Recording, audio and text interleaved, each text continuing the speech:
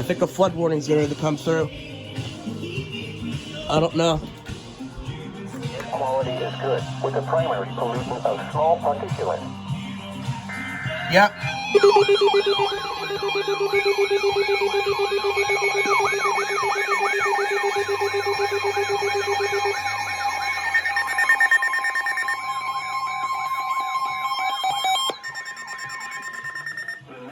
Weather Service in Wilmington has issued a flood warning for the Cape Fear River at William O. House Lock and Dam 3. From this evening to Wednesday afternoon. At 8 p.m. Sunday, the stage was 41.4 feet. Flood stage is 22.0 feet. Minor flooding is forecast. The river is expected to rise above flood stage early tomorrow afternoon to a crest of 43.1 feet Tuesday morning. It will then fall below flood stage early Wednesday morning. Impact at 42.0 feet. Water levels will top the navigational lock and equipment must be removed.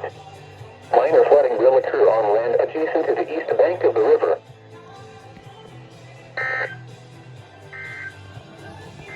Yeah, I'm just watching the Super Bowl.